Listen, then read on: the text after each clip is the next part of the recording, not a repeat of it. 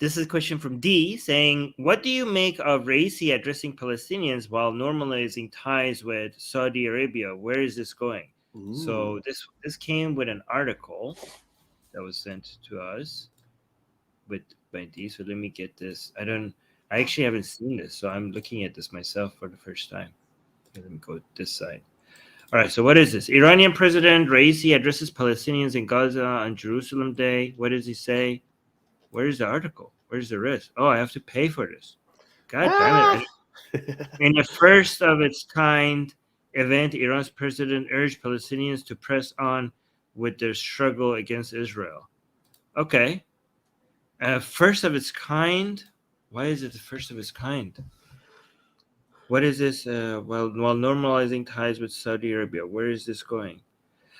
Well, okay, so I don't know if this is a new switch. I know the purpose of the Palestinian focusing on the Palestinian cause is for Iran to have some influence in the Sunni world.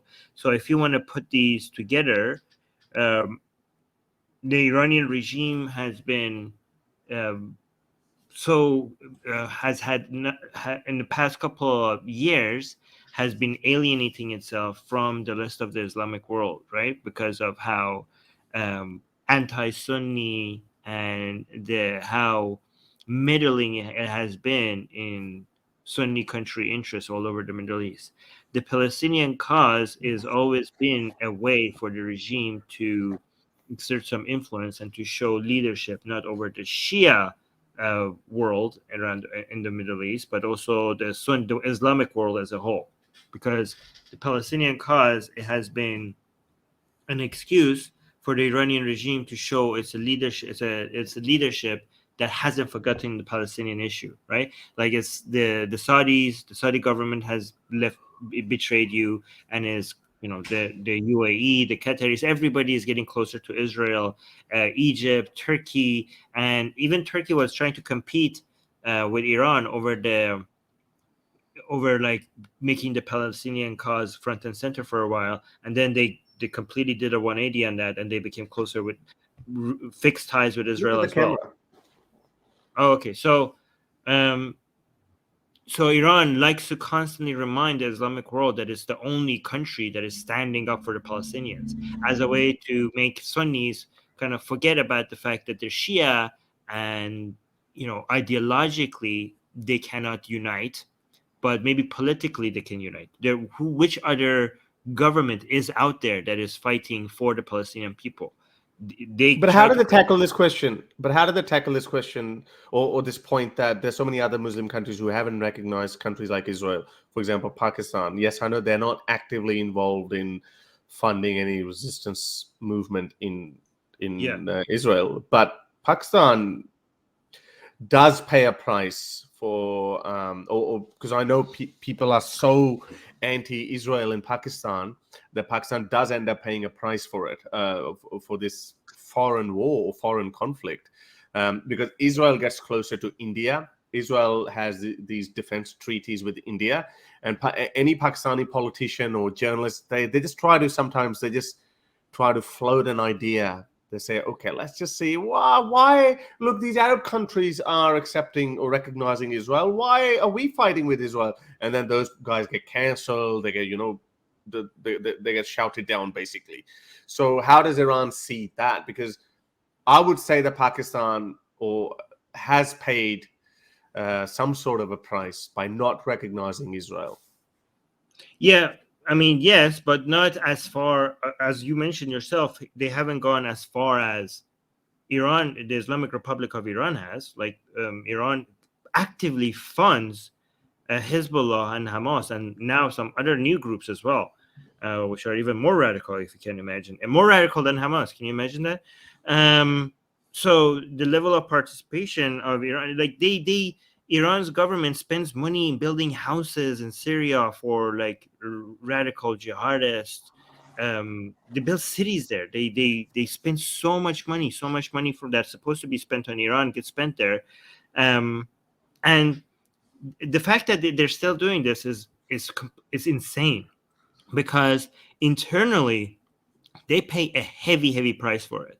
Like the Palestinian cause has become such a burden on the Iranian government because of the Iranian people. You know how, for people who are not familiar with this discussion, you know how, for example, in the United States, a lot of people are saying, why is our government spending so much money other places where we have problems at Like on home? Ukraine. Imagine that conversation on steroids, like 1,000 times more. Like and a lot more sensitivity towards it. Like imagine, like in the United States, people are not, you know, people have food, you know, their fridges are not empty. They're just like maybe don't have the lifestyle that they want, right? But in Iran, fridges are getting empty. People don't, people are living really, really horrible lives, and their government is spending so much cash on a war that people in Iran think has nothing to do with them. So every time the politicians now talk about Palestine, like it's gotten to the point that where a lot of people in Iran are starting to hate Palestine. A lot of people are now in Iran sometimes support Israel, sometimes not because of any understanding of the situation, but just because they just want to be anti-Islamic Republic, you know. They want to be. Like, They just want to do the opposite of Islamic yeah, Republic of Iran. yeah, because they're so frustrated. Like, what is it? What has this got to do with us? What has this got to do with us? We have so many problems at home. Do you Palestinians know are how not much? even Shias. No, they're not. They're not. But they're such an important tool for the regime to exert influence around the Middle East. You know? With Syria and Lebanon. Yeah, Syrian. No, but the whole thing is about the Palestinian cause. Here's okay. So here's. Do you know the main branch of Iran's army that is supposed to focus on operations outside of Iran? It's called the Quds Force. Quds Force, right? Quds. Quds. Whether you know what Quds means? It Al-Qudsi. means, yeah. Okay, so basically the entire Dome of the Rock and Masjid al-Aqsa area. So that's their destination. That's the final destination. The whole point is to capture that area. So I mean, imagine if like the United States CIA was rebranded as Tehran, like so we're like, why is it called Tehran? It's like, oh, because that's our final destination. Like we're supposed to capture that. But that's the name of the main outside Iranian borders military operations. It's called the Quds, as if like that's that's our goal. That's our final destination. So Wow, that's very stupid. yeah, that's pretty stupid. But here's the thing. Now, this is also a major 180 on getting closer with Saudi Arabia. Yeah. Because So how's that going to impact everything? Like, there's a lot of things changing very rapidly with other countries dropping dollar, China, Brazil getting closer. Like all of this is happening, and now it's happening at the last place where we could have expected a year ago. Between Iran and Saudi Arabia getting closer together. Well, because this shows a level of desperation, and it shows the power of China. The China influence is so big right now in the Middle East, right? Just for people to understand how big of a 180 this is, the main enemy of the Islamic Republic of Iran, okay, unlike what many people think, the main enemy is not the United States, and it's not Israel, okay? It's Saudi Arabia. It's Saudi Arabia, right? Even from Khomeini's time, he mentioned many times that he hates the Saudis more than the Israelis and the Americans, and he also hated and Khomeini's regime hating America. That's also because America is an ally of Saudi Arabia. Otherwise, they would not have hated America. Let's just say, probably, there's an Israel-Palestinian element to that as well, I guess. Yeah, but also, Iran might have had was looking into having normal relationships with United States if the embassy thing didn't happen, if there was a hostage takeover over the embassy didn't happen.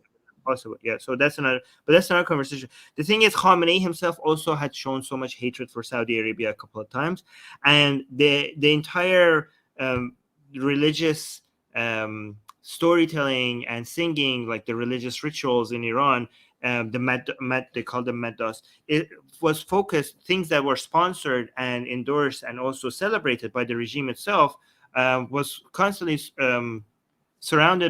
focused on songs and stories about capturing Mecca, right? Like I could show you so many like revolutionary Iranian songs, religious songs about the day that Mecca would be part of Iran's soil, right? Like we don't have that in Saudi Arabia. Like Saudi Arabia, as bad as Saudi Arabia regime is and the war crimes that they committed, they don't go and like, oh, we're going to capture Tehran. Like there's no such thing.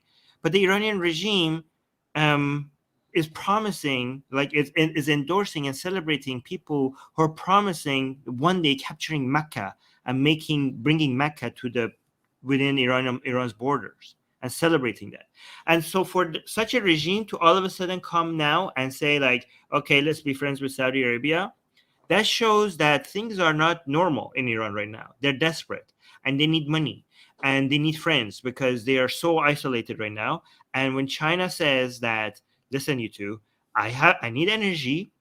US is like taking a taking a setback in Middle East, and I need to come here and I need to be the daddy here, and you two need to behave because China is doing that with Taliban as well. Like this is my back. I want this to be my backyard now, and you little radicals can't mess this up for me. So you better, kiss and make up and act like stable little countries and, do what daddy says. But a lot of people are saying, oh, look, see, America, it was America that wanted this wedge between Saudi Arabia and Iran, blah, blah, blah. It's like, not really. Maybe. I mean, yeah, these geopolitical issues, that they're not just one layer deep. There's so many layers in them. But you're right. For China to be able to bring them closer, there's so many other factors. China is also there at the right place at the right time kind of thing. Taliban have just gotten here. Saudi Arabia, I don't think Saudi Arabia has to lose a lot. I mean, they probably have had this Yemen war going on for so long. Biden threatening threatening Saudi Arabia that, you're maintaining this hegemony over oil prices, blah blah blah, and forcing Saudi Arabia to pick a side, either the US or Russia, or the West or Russia. Iran can't, go get closer with America because of all this 40+ year history. So, and because of Masa Amini and all of these other things, and as you said, they're struggling. They've been struggling economically. So all of these things have been happening for such a long period of time that China just happened to be there to exploit it. Now, you mentioned Taliban. Yes, I was reading, I can't remember which, was it New York Times or one of these respectable news organizations. There was an article written that they are they're finalizing a deal, or I said China has offered $10 billion to Taliban to gain access to its lithium reserves to make batteries. So it's like, whoa, Taliban, like, the West with all their anti-human rights sanctions on the Taliban, China comes in and says, yeah, let me give you some money. Actually, China, in a surprising move, has come and told the Taliban that they need to get their Human Rights Act together. Women's education, I think, I read that too. Yeah, and human rights stuff, yeah. And I was like, whoa. China telling Taliban imagine how bad the Taliban are, that China is saying, hang on a second, mate, bro. This human rights thing, you guys, China, we're bad for you guys. People say don't say China, say CCP. Yes, okay, sorry, CCP. Yes. Yeah, but yeah, I mean, but it gives me some hope because, see, the thing is that we understand the United States doesn't support human rights for the sake of human rights. Human rights is a political tool, right? I mean, but it does to as much as it can. I mean, as much as it can. I got in this. I actually want to. I know we're going to detract a little bit, but let me finish my point first, okay? I, as a human rights activist, I'm not naive enough to think that this is about human rights, okay? It's a tool, it's a weapon, it's America's soft power, right? But it works. It's not consistent. It applies it to some countries that its enemies force it on them more than like it uses it as a weapon against Iran, for Islamic Republic of Iran, more than the Saudi government, because they're the ally and they're not. So it's inconsistent. It's not the main goal. It's a tool, a soft power, but it's there, right? I want them to use it. I'm not this like, oh, Islamic countries are bad, so Daddy America loves human rights, so yes, you're It's good. not black and white. Yeah. It's not black and white. Yeah, I understand that this is a weapon that they use it, but I'm glad that that's a weapon. That's the only way that we could make. We can't appeal to the power as bees. Like, these are systems. They're not individual humans. They cannot care. It's all about power, right? But even if it's an excuse, it's our only way to get human rights to matter. It might not be their goal, it's our goal, but we need to create a world where for them it becomes a powerful tool.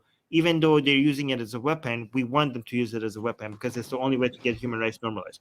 And the thing is that will be successful. The reason why that would be successful is because human rights and democracy and secularism and all the other enlightenment values, like the separations of powers and stuff like that, they are good for stability.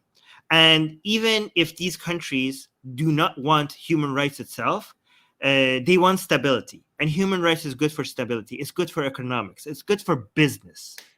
And when you see China, because I know this, sorry, when you see the CCP telling Afghanistan, the Taliban, to clean up its act, it means that it works. Like, this is like human rights, secularism. These are things that works. And to me, this gives me so much hope for the future, because all the powers eventually will get to a point where they will have to do this for the sake of stability, because stability is good for business. And the future of human rights to me seems bright, because for the sake of maintaining power and for the sake of business and for the sake of trade, at some point, every country, every power will realize that this is what they need to focus on. Even the CCP will eventually realize that. So for us, because to us, it seemed really dark. Oh, United States is going to be not there anymore, and China and the CCP will come in and provide money like this, and nobody will have to, in Africa or in Pakistan or in Afghanistan, But nobody you're has basically to, saying that China would also bring in some standard of or human rights. also be like, if Because it's good for stability, good for it's business. So it's good. Okay. good yeah, even China will eventually push for those same standards Fair. eventually. Yeah, look, that's fair enough. I mean, if I hadn't read this news story of China or the CCP telling the Taliban to clean up their act regarding the abhorrent human rights record, then I would not have believed that, because a lot of countries hate America and the West because they say that the United States meddles in other countries' internal affairs. And I say, well, you have to. America does not have to do business with countries that destroy that abuse other people's human rights, or at least human rights of their own people. America does not have to do business with them. Some cases regarding Saudi Arabia, yes. I mean, it's not. America cannot be 100% transparent about that, or can't be 100% consistent about that. It just doesn't work that way. For example, someone was telling, like, oh, hang on, what about Afghanistan? Yeah, why does America have this arbitrary application of human rights standards? For example, Saudi Arabia, it does business with Saudi Arabia, but it doesn't do business with Iran. It doesn't want to do business with the Taliban. I'm like, well, with the Taliban are not offering the West anything.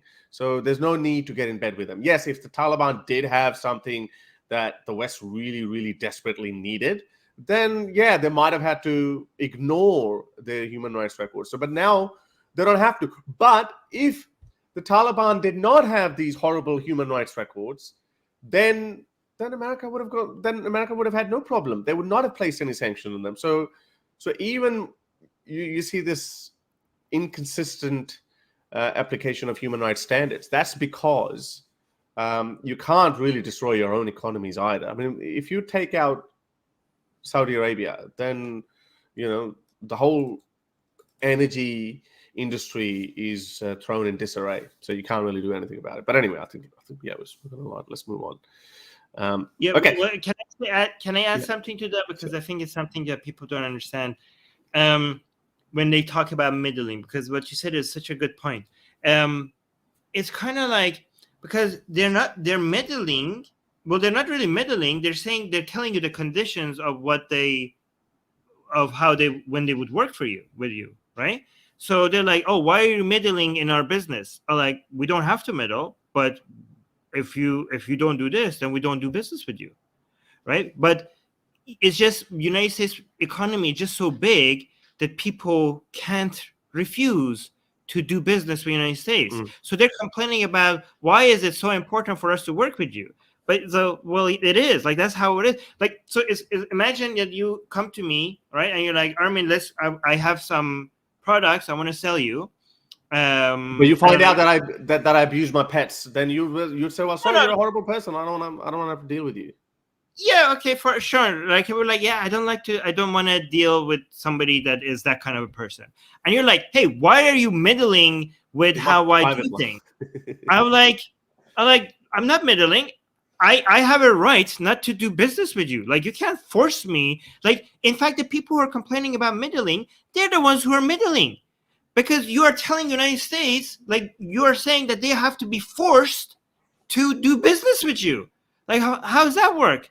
How does that work? But let's add another caveat to it, because it's not really that black and white. But if I have something and like I have something really, really important, let's say I have something that you really need. Let's just, for the sake of the argument, say I have petrol and there's petrol shortage in the entire neighborhood, and I'm the only petrol station, and that I abuse my pets. And then under normal circumstances, you would not do business with me, but today you're going to have to ignore that, and you'd be like, damn it, I don't like this guy, but I have to do it. This is why I always say that people who look at, there are different kinds of allies as well. The way United States deals with Germany or France or Britain, Australia or Canada, New Zealand is different to how the United States deals with Saudi Arabia. I can place my bet. I can bet my life on this, that when push comes to shove, United States can abandon Saudi Arabia. United States can, but the United States will never abandon a democracy like, let's say, Australia or Britain or France or Germany. It just cannot happen. It just would not happen. People just don't understand that. If we found out, for kind of like Taiwan, right? Taiwan is a democracy. There's no human rights issues or whatever. We know that. We're probably at a cusp of this Third World War. I'm actually freaking out about that, but anyway, we'll probably talk about it some of the time. So I have a feeling the messages that we're getting from the CCP, they're not very encouraging. Well, actually, see, recently they came out and it was a little bit better than we anticipated. The messages they just told America that we do have the ability to sink your aircraft carriers, and then they showed this. That. But the messages sent to Taiwan seem to suggest that they want to do it through peaceful means. Here's the thing: China doesn't want to attack Taiwan. Like, if that ever happens, it's because it feels like it ran out of options. Like, its ideal situation is to slowly politically change the politics in Taiwan, and what it did with Hong Kong. Basically, that's what it wants to do. It does not want to attack Taiwan. But it's screwed up. One country, two systems. Everyone knows that was just BS, because Hong Kong has been losing its independence, or the second system, this democracy, over the last couple of decades. That was however long it would be so devastating for China's economy if a war starts. Yeah, I know. I've looked at. So I'm invested in this conflict, and I watched a lot of even pro-Chinese people. China surrounded. There's no way that the world will come out the same way. And it would be very difficult for the world to actually bounce back from it.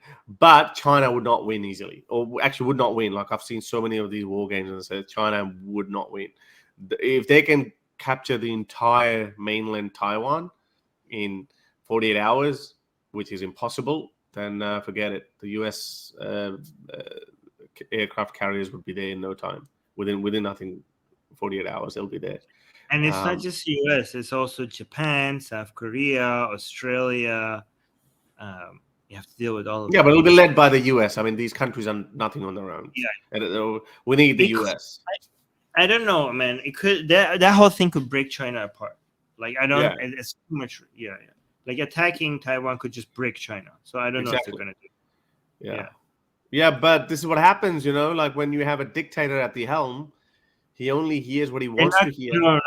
The CCP is so much smarter than Putin. No, but yeah, it was. But Xi Jinping is a different beast altogether now. It's a different.